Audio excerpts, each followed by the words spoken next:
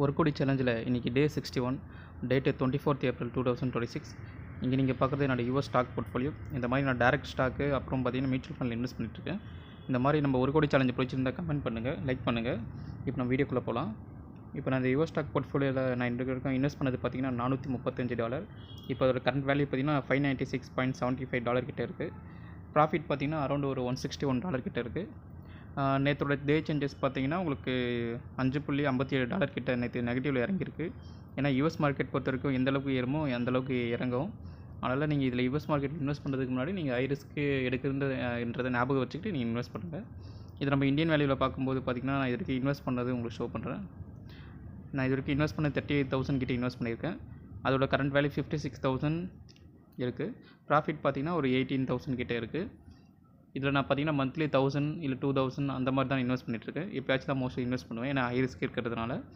இப்போ என்னோட இன்வெஸ்ட் பண்ண ஸ்டாக்ஸில் பார்த்தீங்கன்னா உங்களுக்கு Bank of America, Tesla, Alphabet, Amazon, Apple, Invesco, Vanguard, Nvidia இந்த மாதிரி கம்பெனிஸ்லாம் நான் இன்வெஸ்ட் பண்ணியிருக்கேன். இது எதுவுமே பையிங் ரெக்கமெண்டேஷன் இல்லை, ஜஸ்ட் ஃபார் எஜுகேஷனல் பர்பஸ். உங்களுக்கு ஏதாச்சும் டவுட் இருந்தால் கமெண்ட்டில் கேளுங்க. இதை பார்த்து நீங்கள் அப்படியே இன்வெஸ்ட் பண்ணாதீங்க. பிகினர்ஸாக இருந்தீங்கன்னா நீங்கள் டேரக்ட் மியூச்சுவல் ஃபண்டில் இன்வெஸ்ட் பண்ணுங்கள் எஸ்ஐபி மூலமாக. ஒன்ஸ் மினிமம் 1 year இன்வெஸ்ட் பண்ணுங்கள். அதுக்கப்புறம் உங்களுக்கு நாலேஜ் கொஞ்சம் கெயின் பண்ணதுக்கப்புறம் டேரக்ட் ஸ்டாக்கு அப்புறம் இந்த மாதிரி யூஎஸ் ஸ்டாக்ஸில் இன்வெஸ்ட் பண்ணலாம்.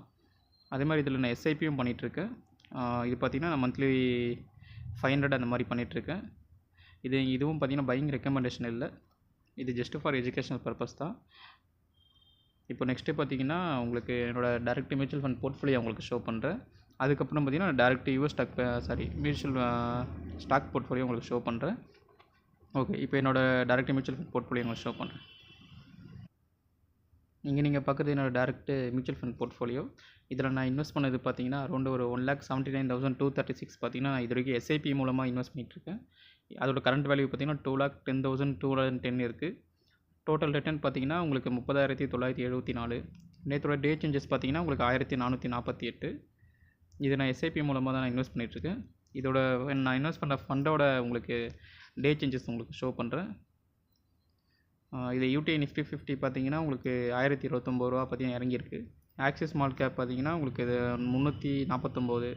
மோத்திலால் ஓஸ்வால் மிட் கேப் ஒரு 57 rupees. குவான்ட்டு பார்த்தீங்கன்னா ஒரு 8 rupees கிட்டே இறங்கியிருக்கு. இது எதுவுமே பையிங் ரெக்கமெண்டேஷன் இல்லை. உங்களுக்கு ஏதாச்சும் டவுட் இருந்தால் கமெண்ட்டில் கேளுங்க, நான் உங்களுக்கு ஆன்சர் பண்ணுறேன். இதோட மோஸ்ட் ஆஃப் அலோகேஷன் பார்த்தீங்கன்னா லார்ஜ் கேப்பில் தான் இருக்கும். அதுவும் இந்த யூடிஐ நிஃப்டி 50 பார்த்தீங்கன்னா இன்வெஸ்ட் பண்ணது 1,05,000.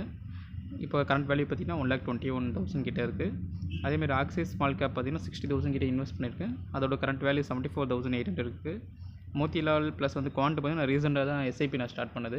மற்ற 2 யூடிஐ நிஃப்டி 50யும் ஆக்சிஸும் பார்த்தீங்கன்னா நான் உங்களுக்கு எஸ்ஐபி எப்போயோ நான் ஸ்டார்ட் பண்ணிட்டேன்.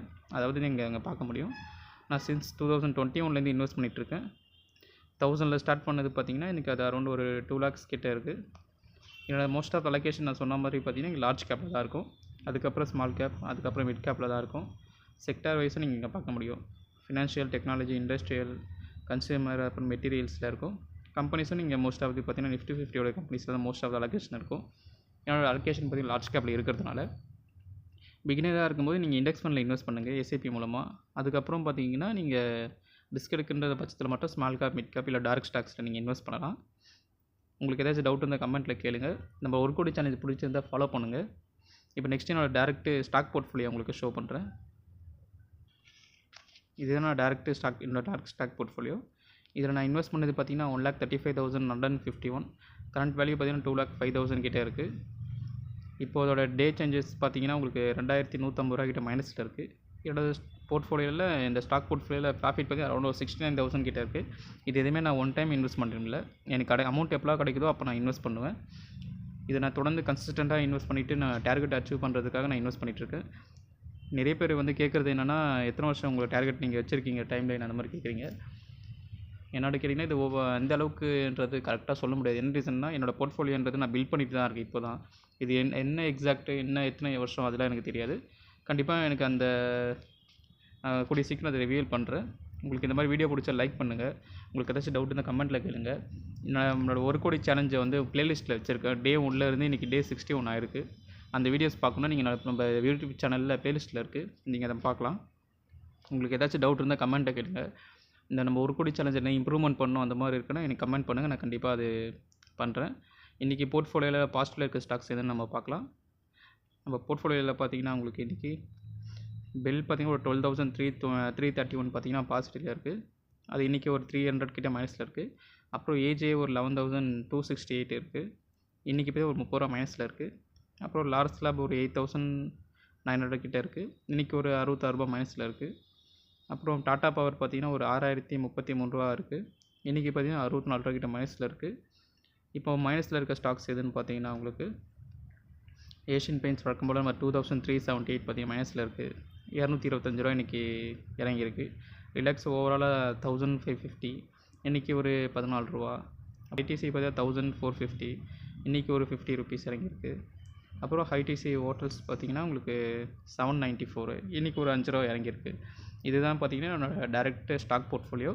இந்த மாதிரி நான் டேரெக்ட் யூஎஸ்டு டேரெக்ட் மியூச்சுவல் ஃபண்ட் நீங்கள் பார்த்தீங்க. உங்களுக்கு ஏதாச்சும் டவுட் இருந்தால் கமெண்ட் பண்ணுங்கள். என் கூட சேர்ந்து நீங்களும் ஒன்கோட் சேனலில் ஜாயின் பண்ணிக்கோங்க. இன்கேஸ் ஏதாச்சும் டவுட்னா எனக்கு கமெண்ட் பண்ணுங்கள். எனக்கு தெரிஞ்சதை நான் உங்களுக்கு கண்டிப்பாக ஆன்சர் பண்ணுறேன். Okay guys, see you in the next video. Bye.